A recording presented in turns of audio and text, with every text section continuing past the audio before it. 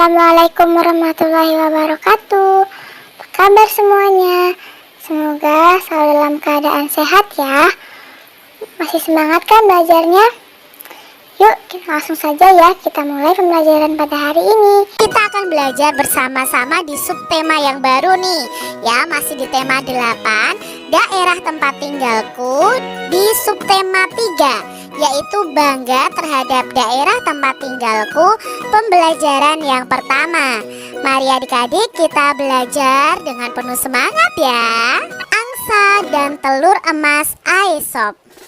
Alkisah, ada seorang petani sederhana memiliki seekor angsa. Angsa yang dimiliki petani bukan sekedar angsa biasa, melainkan angsa yang cantik dan istimewa. Keistimewaannya adalah angsa milik petani itu menghasilkan telur emas adik-adik. Petani senang melihat angsa istimewa itu.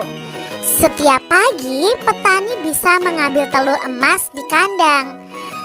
Petani membawa telur emasnya ke pasar dengan menaiki mobil angkutan umum. Petani menjual telur emas dengan harga yang tinggi.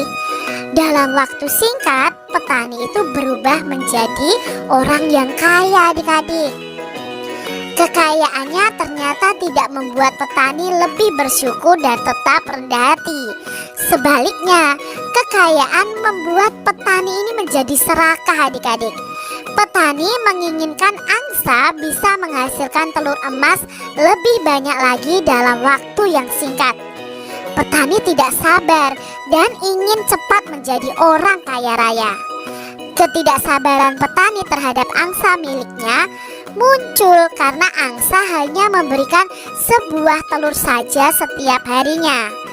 Petani merasa dia tidak akan cepat menjadi kaya dengan cara begitu. Setiap hari sepulang dari pasar, petani menghitung uangnya. Suatu hari setelah menghitung uangnya, sebuah gagasan muncul di kepala petani.